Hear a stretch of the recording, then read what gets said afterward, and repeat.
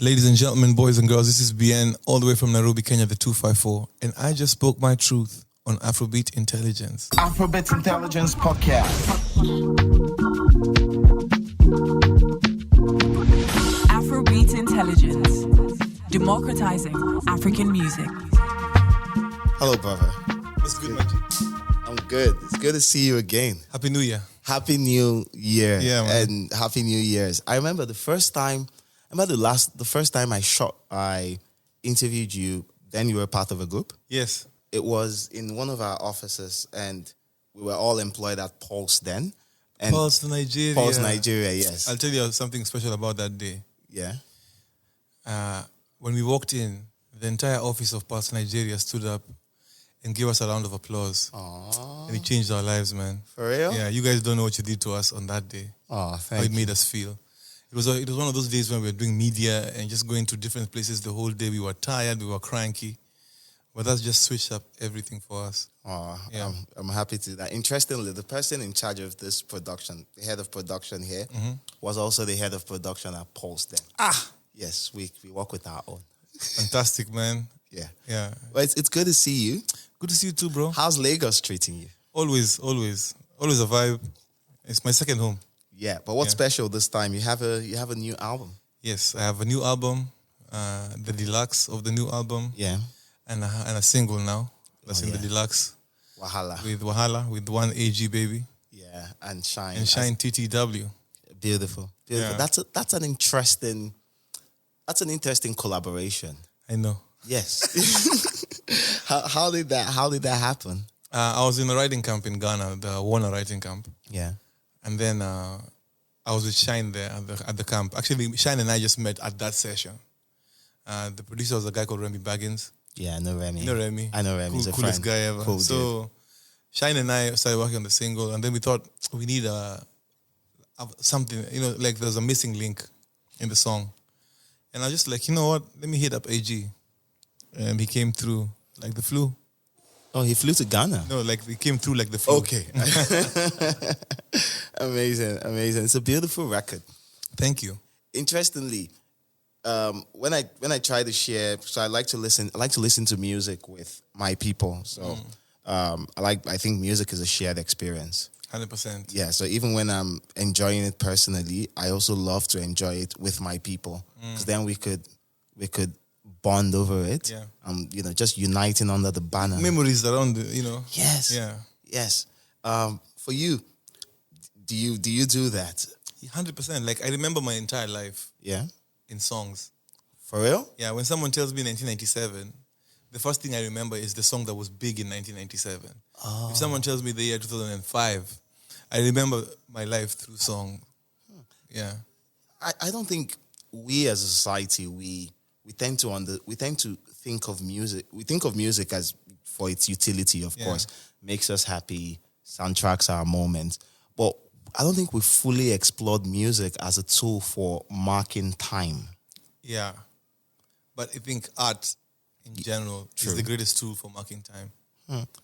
Human beings, the human race is marked by the technological advancements we did, of course. Yeah. But our artistic abilities and endeavors are what really marks a certain time.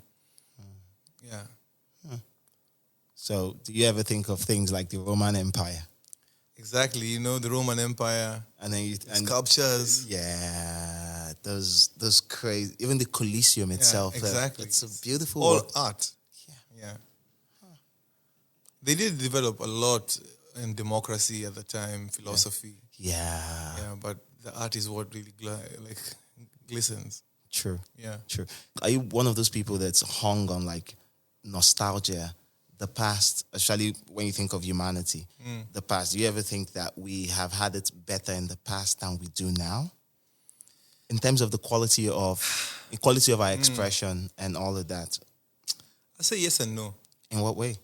Because the past, hindsight is 2020. True. Yeah, when you look back at life, it's always going to seem like it was easier because maybe as you advance, you figure things out. But there's also a lot of new, amazing music out there. True. You know, the past was great, but the past doesn't have the new Rema album. That's a good one. The past doesn't have the new BN album. True. The past doesn't have the new Ashake album. True. So all of those things, I think art should just be.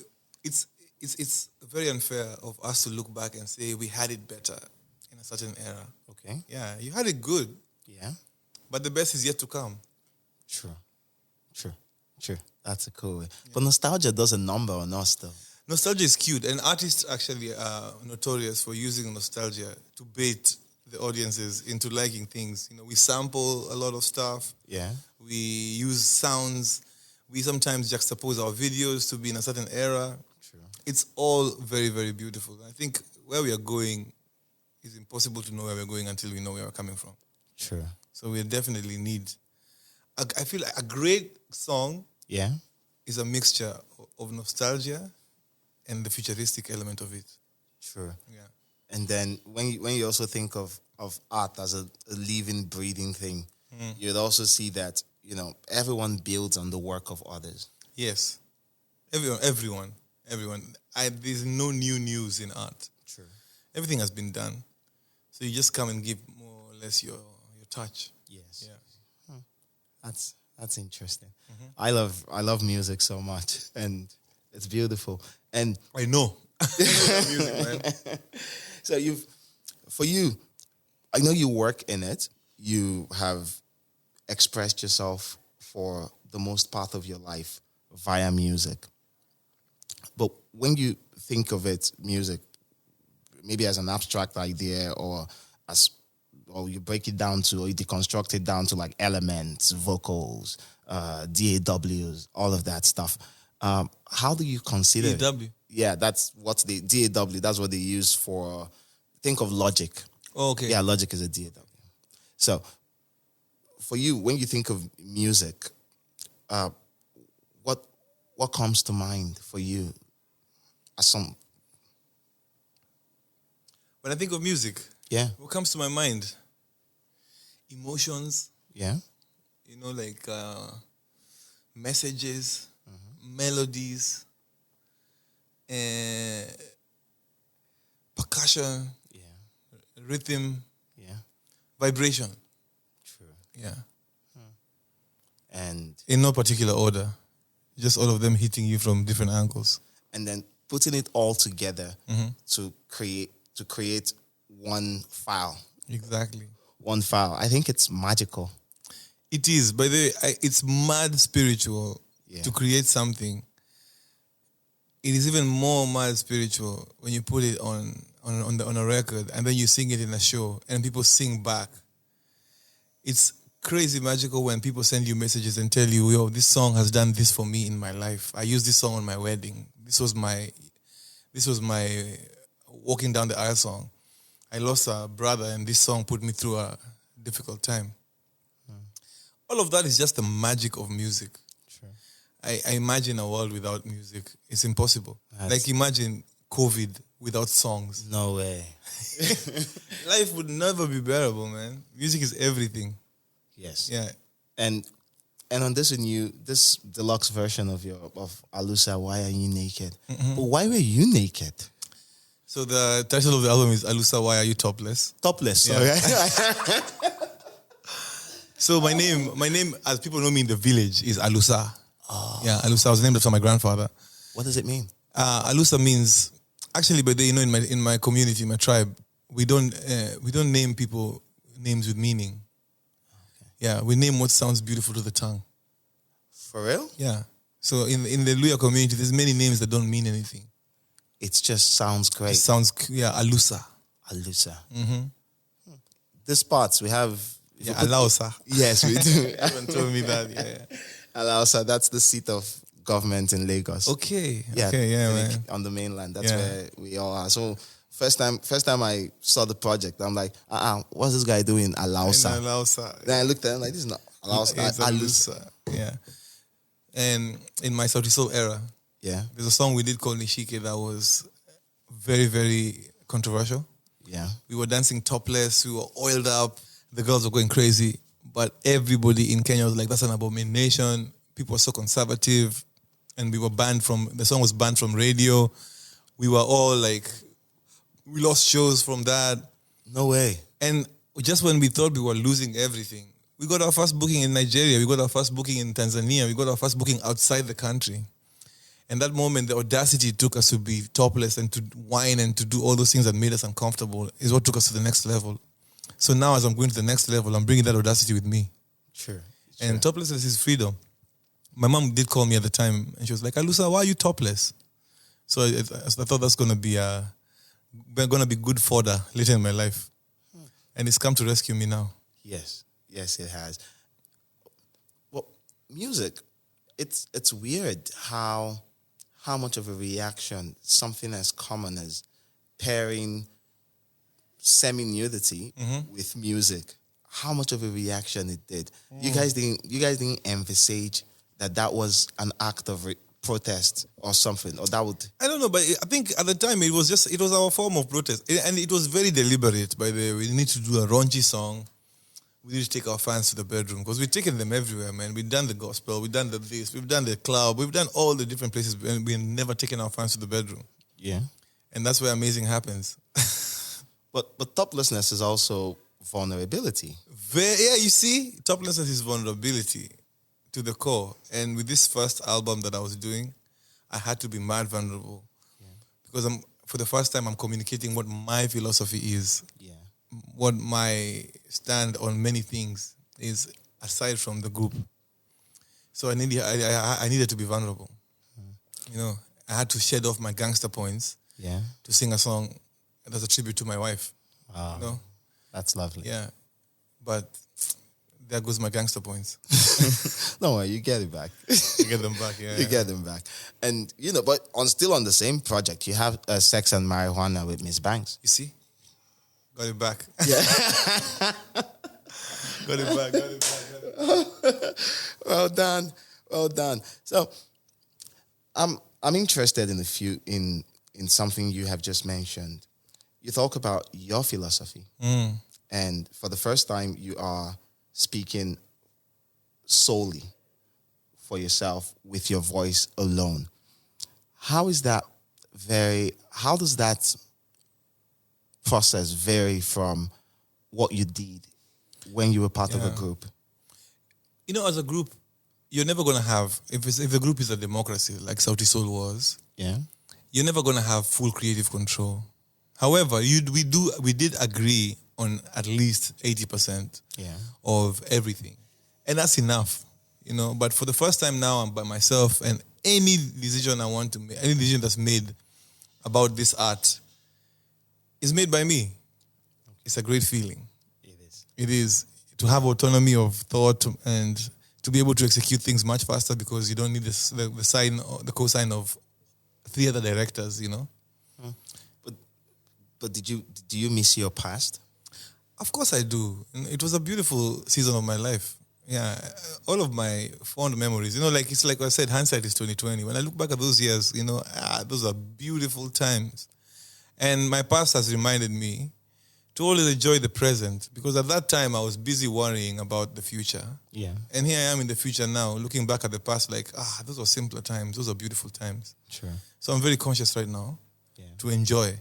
This one. And Sauti Sol also didn't have a bad breakup. Bands usually split with animosity. Yeah. We had a very, I wouldn't say breakup, we were on a break even. Yeah. Like we had a very civil, we went for therapy before that. For real? Yeah. As a group? As a group. Everyone sat down? The 4 of us in a room with a therapist, and we talked about the future and where we are headed and what we'd like for one another and how we can be in each other's lives even now as we're not, because we were together for 20 years, guys. Yeah. We met in high school as teenagers. So it's very difficult to move from that. And I always say, our parents stayed in the same jobs for 30 years. Sure. 50 years. My dad worked at Firestone. All those crazy stories. Yes. Have you ever thought that you might need a new job? But I think back then the world was simpler. Exactly. So now this is my new job now. This is me being the CEO of a new company. That's maybe a startup. It's a private venture. For you, what made you realize that it was time? I think we all realized at the same time, we were starting to not really enjoy it anymore. It became really work. We were in different spaces. Like one of us had just had a baby. And we were just like, COVID was happening as well. And COVID came with a big mind shift. And for me, it was just for me to be able to explore something different, really, and just see what the other side looks like. And it has not been easy. Yeah. Do I miss the gang? Of course I miss the stupidity. Who wouldn't, man? Hanging out with your best friends every day, making art. Yeah. Tell me, man, is there anything sweeter than that? No, it's Yeah, those things don't exist. winning together. Winning together, losing together. Losing together also. Yeah, losing together is beautiful, man. Yes, it is. Yeah, because the other side is always... So I do. And I'm looking forward to the next Sauti Sol season because there is money in a reunion. Yeah. There's money in people seeing us together again. True. And I'm coming for that money. So we just told each other, we told each other that we need to be very conscious during this solo season to put in work, all of us, so that in our next season, as Sauti Sol, we have added ourselves in value. And, I mean, we're not coming back as a group to play because we're not just like desperate and we need a check. Nah. We're coming back because it feels right. It feels right, and it's the time. It's time. Yeah. So, I've been a part of things as a person. I've been a part of things that have worked for me. I've been a part of spaces that collaborative spaces, even whether a job or a project, that leaving that when it was done or when I felt it was done, part of what held me back there was not the fear of the future, because that one you can go into the dark and you don't know what's happening. It's where your cards drop. It's you can put your best effort, but the universe does its thing also, no matter how much. But that feeling of sunken cost fallacy, the amount of investment you've put here, and having to let go of it And start again. and start afresh. You never had that feeling. I have it all the time. It takes a new... I just had to tell myself that this new season may be connected to the old, but it's going to require a new me to move into this new season. And it's taken all of me. I could sit down and perform the same Sauti Sol songs because those are hits. Yeah. Or I could be uncomfortable and perform new songs in the album and introduce people to the new version of me and keep on moving like that. So I don't know, man. Like, I did feel the sunken cost. Man, look, Sauti Sol has millions of followers across all platforms.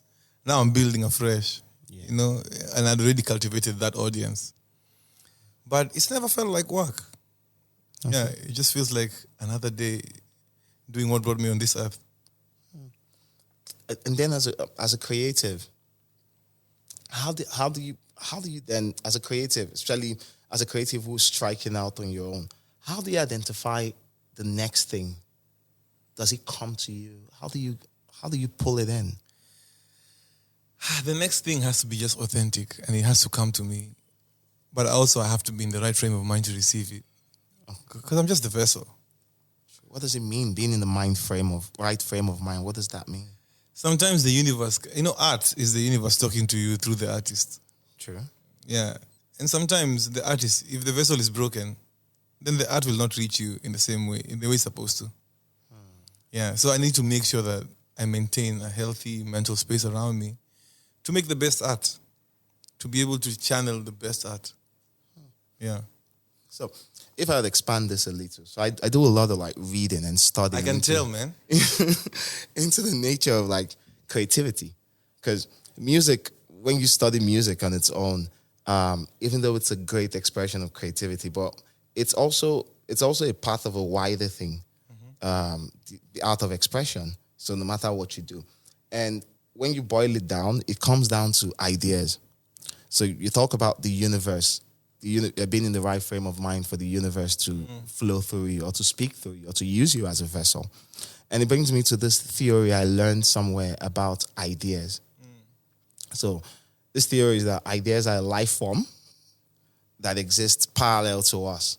And when they want to make themselves manifest, they just go around looking for the perfect person to do it. And that's why when you have an idea that's hit you for a while and you don't bring it into the world, someone else does it. Somebody else would do it because Exactly. it's the time. Yeah. No, nobody and nothing can stop an idea which its time has come. True. Yeah. It's important to just, and not overthink as well. Actually, the learning from that is not to overthink. If you have a song and you want to put it out there, man. You know, like Nipsey Hussle's mother said at his funeral that artists should empty themselves. True. So at all times, we should look to empty ourselves and not sit on the message for too long. But what if the same universe that has given you this and giving you this idea to express, and that same universe, on the other hand, has also put like roadblocks between you and that expression? Yeah. Isn't that a bit of a paradox? It's a paradox, by the way. It is. I feel like that's what purpose is about. Purpose is about figuring out the obstacles to be able to achieve a certain goal. And there are going to be obstacles in anything you do. There's always going to be all forces of nature blowing you in different directions. But as the bearer of the message, it's up to you to keep your mind and your focus steady. Did I answer the question? Yes, you Or did. did I just beat around the bush? No, you didn't. You didn't beat around the bush. You hit it on the head. But it also brings me to this. Being focused and all. For you, how do you now stay balanced? Yeah. In terms of in that sense. I'm just lucky, man. You know, like, to be honest, I'm so lucky my wife is my manager. Oh, beautiful. So, like, being with her has really helped me maintain balance. Because, more often than not, artists lose it because they have trust issues. Artists are the most insecure human beings in the world. Yeah. And when you don't have someone who really has your best interest at heart on your team managing you, your insecurities can end up pushing you to push other people away. Sure. Also, family has kept me really grounded. Yeah. My family doesn't know me as a star. They just know Alusa. Yeah. My mom still makes me do minor tasks when I go to her house. Like, go to the cows in the back, pick a bucket, go to the fence, like... For real? You guys have a farm? Yeah, we do. We do. Yeah, How big is it? Huge, man. Massive. Like, a couple acres. We have cows. We have all kinds of crops there. Traditional vegetables, arrowroots. My mom is a farmer. I grew up in a farm as well.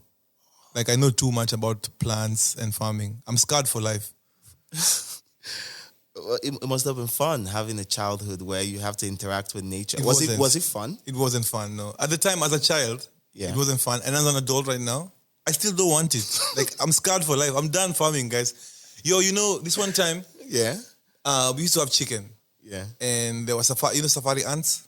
I don't know them. Okay, safari ants are these tiny ants that bite like crazy. Oh, no. And they go into the chicken house. Okay, I think I know them now. And you have to go and remove all the chicks because they're eating up the chicks. No way. So you have to go and remove all of them by hand. And the only way to remove safari ants from a space is to go in naked. Because if you wear clothes and they feel the friction between your skin and the clothes, that's when they bite. For real? Yeah, man. So I had to do stuff like that. I had to come back from school early so that I can take the chicken into the house and do what before I do my homework. I've planted maize, I've planted beans, I've planted onions. Farming has paid my school fees growing up. Whoa. Yeah, so I know all the ins and outs of a farm. And that's enough farming for today, guys. Like, I don't think I ever want to go back to that again. And then where did music come into that farm? I was singing that whole time, man. That's the only way it was bearable. Like, I used to sing my way as I'm doing chores and stuff. Yeah. I don't know, music has always been my first love. As far as I could remember, I've been a musician, imagine. Like, I knew about my calling very early in life. My cousin asked me when I was like maybe 5 years old, what are you going to do when you grow up? And I said, I'm going to be a superstar. And she burst out laughing and they were all like, oh my God, did you hear what he said? Now she reminds me, and you were so right, man, I always knew I was going to be a musician. So my calling has never been wavy for me. What gives a person that level of conviction that early in their life? I think it's what gives a person that? I don't know, by the way. And actually, my environment didn't support it. Yeah. Yeah, but my conscience just fought for it too much. Anytime there was something musical going on TV, I would stay glued to the screen. Like I didn't understand what force this was that was just pushing me, or pulling me rather, to it. Like in high school, or in primary school even, the teacher would be like, "Who's going to lead the chorus today?" And everybody would be like, "Bien," you know? And I would do it with glee. So it's just always been a spirit. And when did you leave the farm? When did I leave the farm? Was it to pursue music? I didn't leave the farm to pursue music. I mean, I didn't leave the farm to pursue music. The farm is still there. When I go home, I go to the farm. But after high school, I think, is when I started following my musical ambitions and taking them very seriously. Okay. Yeah. And by then you had your friends. By then I moved out of home. I went to live in uni, and I had my friends there, and we were doing our thing. I became a city boy. Were your people supportive? My family at that point was, because I finished school. I was already enrolled in university, and actually music was so kind to me, man. Music paid my school fees in uni. So, like when I was a freshman, I put out my first single with Sauti Sol. We put out our first single, and we just started getting gigs. And I told my mom, "Yo, you don't have to pay anymore. I'm gonna sort it out." She was like, "Are you sure? This music thing can pay." So when that happened, there was all the trust in the world. And the growth from then to now, it's been phenomenal. It has. It's been phenomenal. Well done. But what did it take out of you to be able to make that growth? Or what does it take from you or what does the world require of you to constantly grow? Because in music here, I like to think of longevity as dynamism, just repeated cycles of dynamism. Because I like to, when you grow, the only reason why you continue to grow and advance in art is because you're able to change. Yeah. I think the growth for me has just come from being able to first of all, I'm a sponge in absorbing the no's. Yeah. Yeah. I take them with stride, with grace. I never take a no as at the end of anything. So I'm never really disappointed when someone says a no to me. Many doors have been shut in my face many times, but that's just that. So I never let that get to me. And then,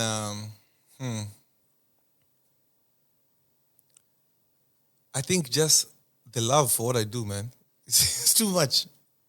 It's too much. I don't know how to express it, man, but yeah. Did I answer the question? Yes, you did. Yeah. Yes. Midway, I was like, no. What am I saying? No, your cognitive abilities are top notch. Yeah, you're answering all the questions and even giving me more. Oh, thank you, man. It's amazing. It's a great conversation. And so, Alusa, why are you topless? You started creating it. What did you start creating it when you left? No. When did you, like the first record? When I was compiling the record, and all the singles together, is when I realized that I'd been preparing myself for this moment for all my life. Some of those songs in there are verses that I had taken to Where Songs Go to Die. Yeah. And when I was recording the new record, some of the verses fit. The interludes are from old songs that Sauti Sol, we used to call them old Sauti Sol rejects. Oh, okay. The songs that didn't make the Sauti Sol album, because at that season we tried recording them and they just didn't sound great. All of a sudden started sounding great when I tried them again. So there's that. And then there's also the new songs that I worked on just before the album was out. So it's a mix of the old and new. So when you look at this project, when you listen to this project for you, you get a sense of nostalgia. You also get a sense of adventure because there's still the known and the unknown. Yes. Past and present. Nostalgia is sweet. And the present is what it is. So yeah. That must feel great. It does. It does feel great. And it does feel great to have pure creative control of where it's headed. And it's scary 2 days before the album was out, Yeah. I was in the house listening, and I told my wife, man, I hate this album. These songs are trash. I can't believe we're about to put this record out. Can we like stall it for a bit more for me to go and like write some more hits? And she was like, you better shut up. And when the album came out, the response was just so overwhelming, you know. People loved it. People were raving about the music. And it just showed me that, okay, it's a good project. I just need to stop being insecure, which is pretty normal. And so you've done this work. Sometimes I'm trying to track progress in terms of change, not just within you, but within the wider ecosystem that you work with. So you've worked locally. Yeah. You're working internationally. And maybe when we discover a new planet with habitants. We are going to work there too. We are headed there to go work there. But I'm just thinking, what translates, when you think of music, what translates from one culture to another in terms of your experience? From my experience, what translates, because people can't understand the isms of different cultures directly. Sure. But what I've seen to really translate is authenticity. Authenticity, vulnerability. We all go through the same emotions. We all feel love. We all feel heartbreak.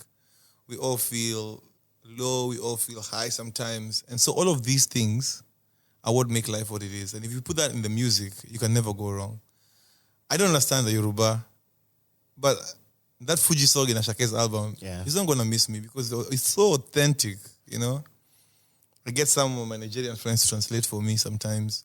Oh, nice. But that aside, even if they didn't, I wouldn't love the songs any less. Yeah. Fuji, interestingly, Fuji is one of, there's some list of genres, I like to call them classic Nigerian music. So we have Fuji, we have Apala, we have High Life. So I have a question. Fuji is and then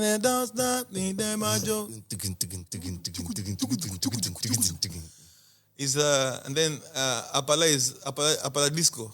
Yeah. Yeah. See, you've done your work. Classic sounds, man. Classic sounds. When I listen to Apala disco, it changed even how I recorded my own music. Yeah, it took Afrobeats into a deep place of roots. Yeah. And I got so inspired that I even now took myself to that deep place of roots. Yeah. This is the first time I'm so impressed. You know why I'm impressed? Because you studied the music enough to know the sound. And yeah, definitely.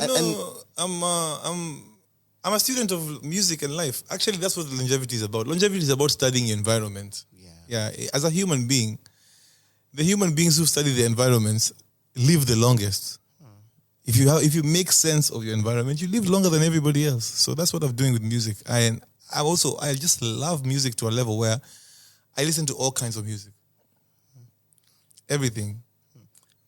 Okay, let's do a very direct comparison because I'm trying to tap into like your rich knowledge of working within markets. Let's go. And performances. So let's say you have a show in, let's say, Dar es Salaam. At the same time, you might have a show in Kigali. Yeah. And then you have a show in Lagos. What's the connection? The set list is going to have to be very different. In what way? I don't think the songs that would work in Dar es Salaam. Okay, the songs that cut across all the places. But some of the songs in Dar es Salaam won't work in Nigeria simply because in East Africa, we are big on storytelling. Yeah. In Nigeria, you're big on percussion. Sure. So the storytelling element could fail to connect because it's just in a language you guys don't understand. But the story itself, you might fuck with, you know? But what connects these three places is it's just a bunch of Africans. Sure. And African creatures are all alike. We are so similar. It's crazy. I could drop you in Nairobi right now, bro, and you just look like the most Kenyan guy I've met. True. And it's who we are. All of these boundaries were given. Yeah, it's true. They split us up. They split us up. But we are so similar. I'm from enjoying banga right now. Yeah. And banga is just banga and pounded yam. I had that for lunch and many other things. But banga is just Kenyan food. Is it? Yeah, it's like Kenyan beef stew. The same makeup. Same makeup, same everything. It's just banga. So we are very similar. So you guys work with kernels and all that, with the palm oil to create stew. We may not make it with palm oil, Yeah. but we do make stews that are very banga-esque. So this thing you talk about, all of us being the same person. When I think of humanity, humanity generally, I like to think we are all the same person living different lives. So breaking that down, everything I feel as a human, you experience it too. Pain, heartbreak, listen, down to like bodily functions. Yeah, I've never experienced heartbreak. Oh. Yeah, I've always been the one doing the breaking. I'm kidding. Yeah, but I feel you, bro. You're right. So when I even when I have like crazy bad days, or when I meet a person and the person rubs me off wrong, I'm just like, this person is going through A human experience. through the human experience, and they're at a different stage of theirs. And it's not about me. It's what's happening to them. And maybe it helps me. It helps provide me empathy and It does. perspective. That is the most empathetic view of life I've ever had. Yeah, I don't know, man. I don't think I'm that forgiving. for real. Yeah. So if you meet me with force, I give you. You pepper me, I pepper you. Yeah, I think there's situations for that. Like even today, someone has royally, using the F word, me today. Okay. And there's someone that I have invested heavily in. And even now, even though I feel pain, You slap them. Slap them. even though I feel pain, I'm still drawn to I feel you, man. to still extend grace. Extending grace Yeah. is an extreme sport. Yes, it is. Yeah, it's an extreme sport. But Yeah. don't worry, it's a heavy cross to carry, but you're carrying it well. Well, I try. Thank you. I try. And so when you started working internationally, how has the sound in terms of like what works on the continent across markets, how has that changed to now? How has that changed to now? Yeah. Hey, I've seen Afrobeats go through a whole metamorphosis. Like it's been, I've known Afrobeats for 10 years. Yeah. I can say Afrobeats has gone from being very, very roots-based African music Yeah. and slowly become palatable to the world, and it's now going back to the roots. So it's been a cycle for you. It's been a cycle, definitely, man. It's been a journey, and I've in my art, I've learned how to pick up influences from the cycle and just infuse it in my art in a way that I don't feel like I'm being inauthentic to myself or my people. But I love what Rema did with this album. He is. Yeah, he is. Yeah, why'd you love it? Because it's not what I expected. Immediately I heard it the first time, I was thrown off. Yeah. And then I listened to it again and again and again, and I got it. I was like, yeah, this young man knows that Afrobeat had been whitewashed. True. So it's good to see that, and we underestimate, by the way, what happens when an artist of that level goes back to the roots. We underestimate it because it changes the whole game. It changes the whole game plan. True, but there's also the parts where the businessmen would say, "Hey, going back to the roots means alienating your newfound fan base or your newfound audience." Yeah, that's what the businessman, especially within the. But would you space- rather be inauthentic? No. Exactly. So I think an audience that is with you when you're not being your authentic self isn't a lasting audience. Yeah. Yeah. I get what they're saying. We all want 50 calm downs Yeah. from the calm down king. Sure. But come on. You take what he gives you. True. Yeah, man. He's the captain of that ship. True. And we listen. True. So when you're creating records, where when you're making music and you're saying, okay, this influence has come out, this influence is in, this influence is here, and I want to incorporate that in my music. How do you now maintain that authenticity when there's a lot of, for you, how do you maintain authenticity when there's a lot of divergent influences that are very foreign to you? I think mostly through language. Okay. Yeah, language and melody are two big components in that. In the visual expression of it all, through the dance. Yeah, the dance can be a very authentic Kenyan dance, for example, that brings it home. It could be the fashion that's in the video. It could be the representation of it all online and how it looks. And that's how I think I maintain. But also, if I'm doing I always make sure that I'm doing a fusion of what is popping. So if it's my piano, I'll put in some log drum, but I'll still maintain all of the elements that I did before that made me who I am. So someone listening to you would know this is Bien, but this is an advanced, this is Bien, but this is like Bien extension. Exactly. And not even this is the Bien extension. This is Bien. Okay. Yeah, when they listen to my voice already, that's identity. When I start singing in Swahili or Luya or whatever language I'm singing in, that's identity. You know, when they see me on the video and they see my features, they're like, oh, okay, that's a Kenyan. That's identity. But isn't it, even as a person, living on the music always operates on, music stays on the edge. That's how I say it, both in terms of sound and even in terms of technology. So with sound, the sound's always changing, new things are coming. And then as an artist, especially an artist that appeals to a wide market that isn't niche, you would have to live, you're constantly living in research and development mode. Yo, trust me, man. You're on A&R. Yes. You're on A&R mode 90% of the time. Where's the farthest you've had to travel to go find music? To go find music? Yes. I don't know, man. By what do you mean by that? Because... No, when I mean travel, in terms of like when seeking new expressions. New expressions. I seek new expressions all the time. I get inspired when I'm in Thailand. I get inspired when I'm in Lagos. I get inspired everywhere. It's just anytime I'm anywhere, the first thing I do is I look for the art of those people. Yeah. And I try and make sense of it.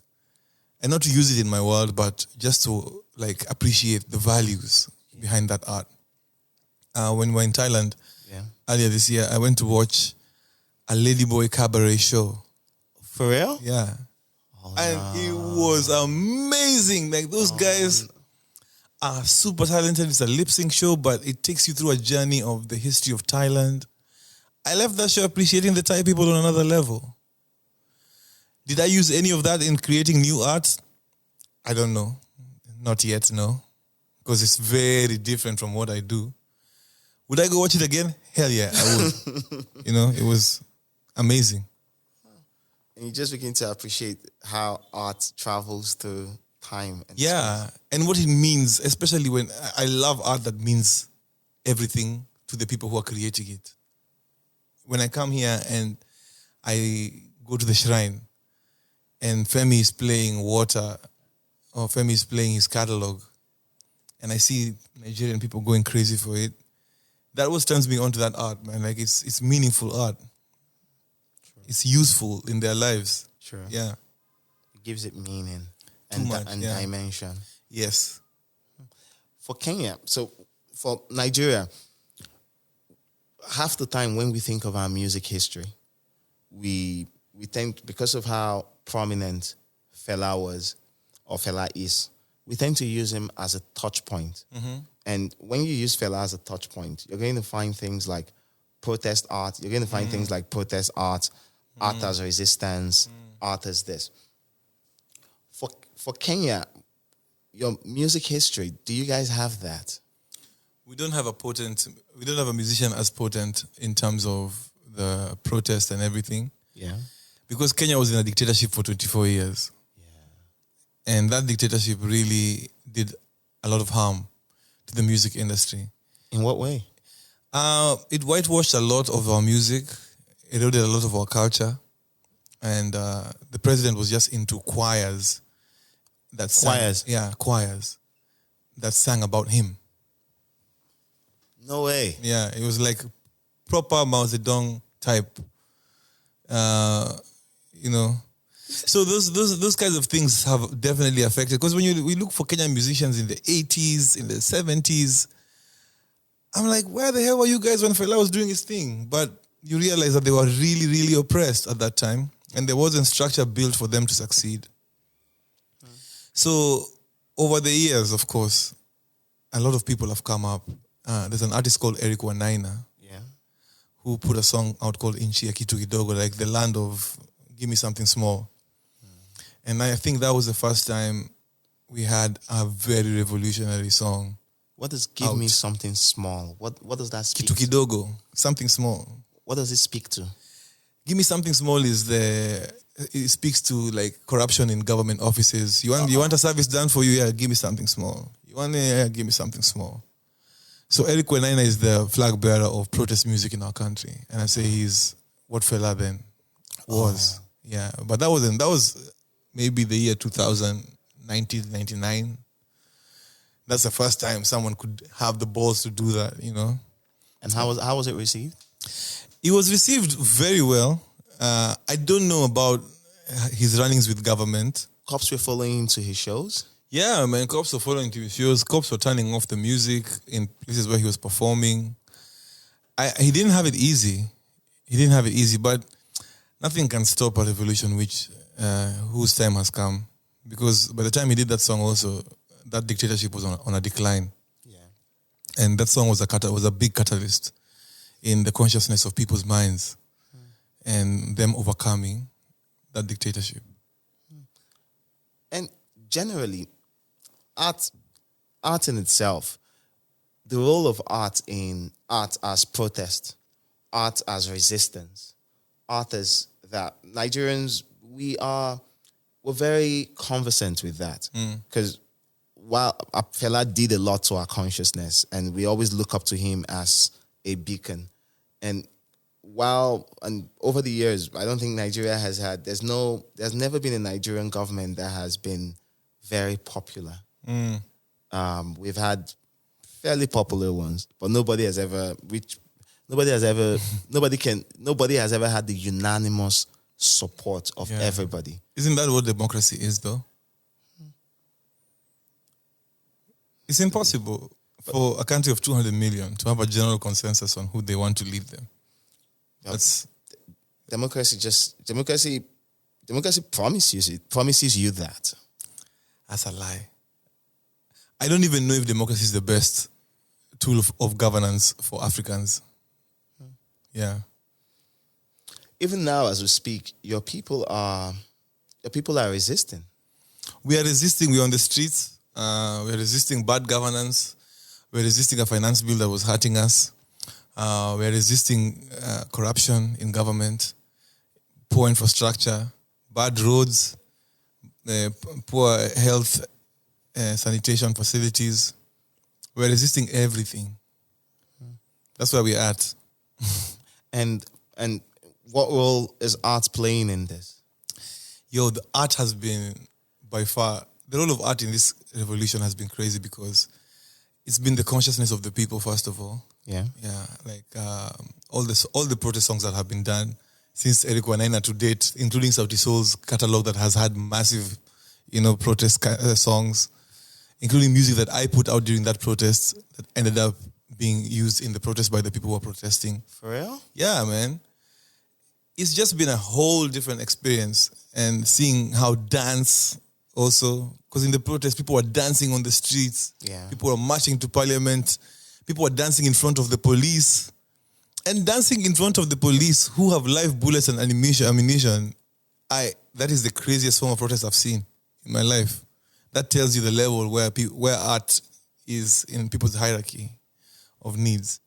So art has really played a big, big role in the current protest right now, in being the consciousness of the people and their entertainment in equal measure. True. Yeah. You know, in 2020, we had a very crazy protest. I saw the NSAS. The NSAS one. Yeah. I was a part of it. I love protest. Why haven't I seen you in the streets of Lagos right now, man? This It's complicated. This one's complicated, Yeah. and so it wasn't clear. The messaging for this one, while we feel the issues and everything, well, the clarion call was not clear. Is it because this protest was okay? I think in Kenya it was leaderless. Yes. So is that the same case in Nigeria? Nigeria, no, you could literally feel an external string pulling things. So while we feel the same things, but protest takes multiple colors across multiple parts. We're a country that is very heterogeneous. We're more tribal than united. So even when we seek solutions, You go into your tribal cocoons. yes. The one thing that these protests have done in Kenya is they have removed tribalism from the table at all. I think for the first time, Kenyans are having conversations based on ideology more than tribal politics. Yeah, it's such growth. I often used to wonder when we're going to get to that level of, emancipation.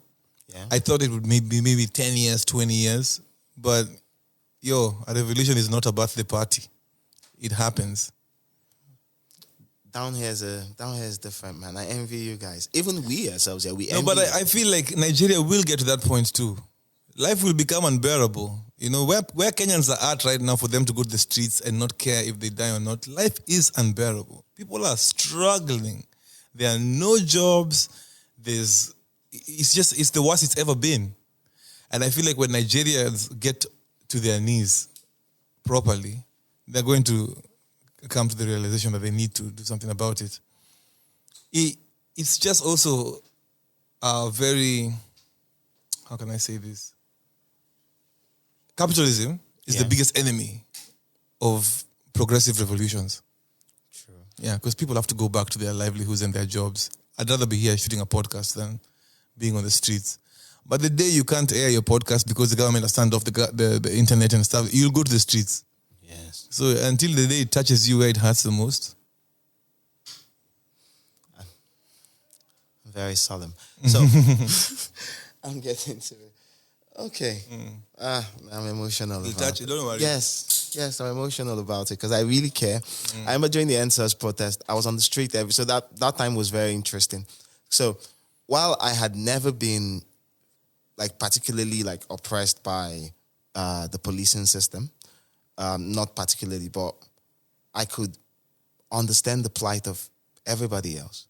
And so what I would do is I wake up in the morning and I was opportune. Then I used to work in South Africa.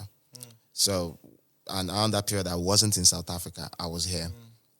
And so I wake up in the morning, do meetings. When I'm done, I wear my running outfit because I run long distance. I run marathons. Look at you, Kenyan. Well, I try. The Kenyan in you. Tomorrow morning, I'm running a 15K. 15K? Yeah, every weekend we do between 10 and 15. Ah, that's beautiful, man. Yeah, thank you. Yeah. Yeah, I enjoy My it. wife ran one marathon and she wouldn't stop talking about it. She's always telling everyone, when I did a marathon. The thing about marathoners, you just don't shut up, man. Well, you guys must tell the world. Because it takes a lot to run a marathon. It takes a lot.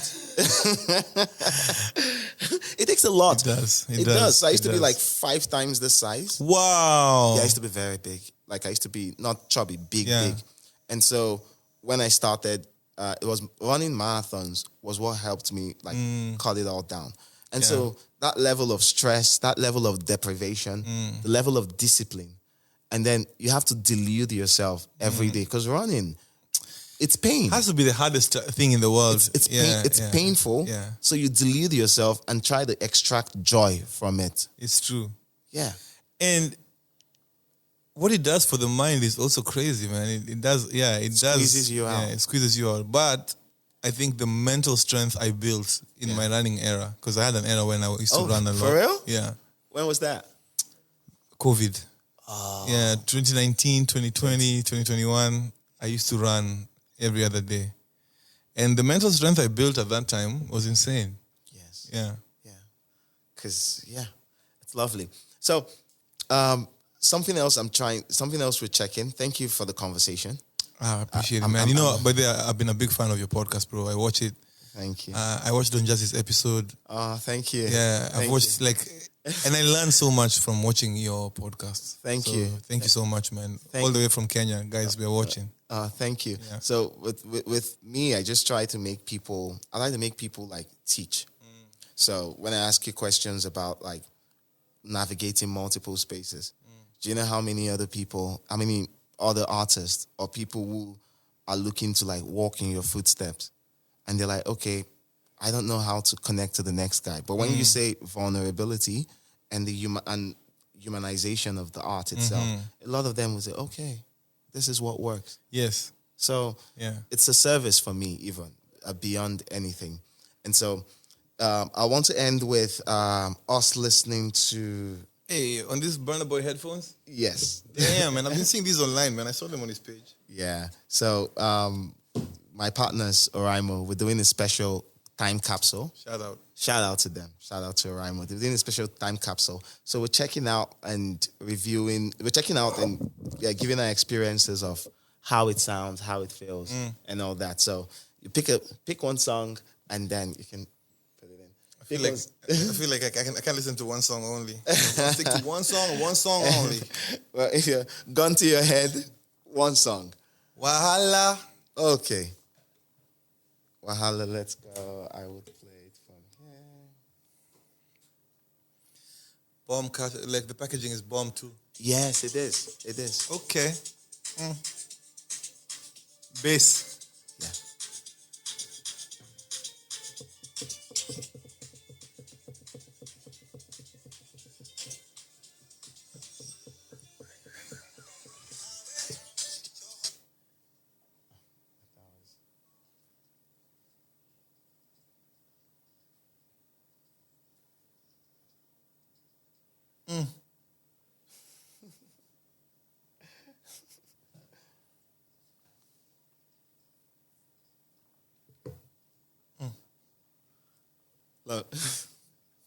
Lovely. I can't even believe it's my song, man. Amazing.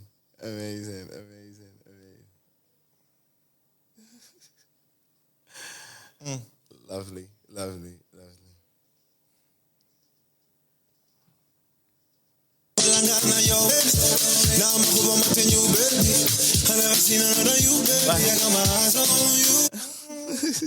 So, how's the experience listening with that? What do you think of it? Wow. I'm like pleasantly surprised. For real? Yeah, man. These are dope. They sound amazing. I have a bad relationship with earpods. For real? Yeah, because of the complex of losing one. Oh, no. Yeah, but I would totally go back in again because of these. Oh. These are dope, yeah. Thank you. I love them too. They do amazing work. And I like the mix. I like the output of it all. It's amazing. Yo, I'll get me a pair before I leave Nigeria. Oh yeah. Yeah, man. I should. You should. So with you've done so much. So much for yourself, so much for your people, and so much for people like me and a lot of Nigerians and people around the world. You've done so much. And the journey is still starting. Yeah. This is still day one for you. It is. Yeah, I feel like I'm starting afresh. Yeah, you are actually. Yeah. And all the things I did with Sauti Soul, I'm doing them again. You interviewed me with Sauti Soul, now Yes, you're interviewing me again. And it has taken a different kind of me. Yeah. And a different kind of humility also to start afresh. Sure. Yeah, but I wouldn't do it any different. Yeah, I love it. Amazing.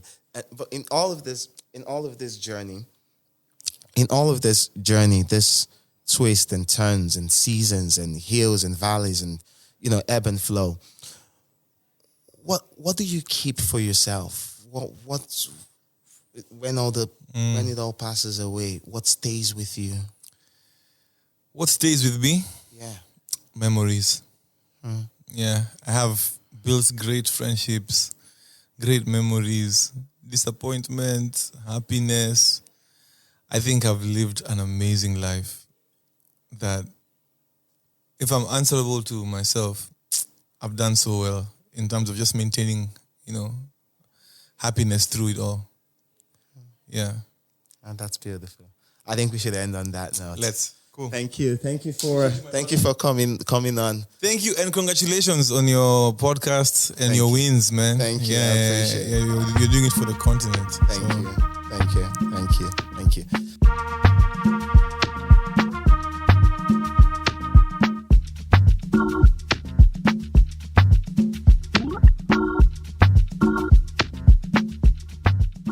Keep exploring. Rhymo.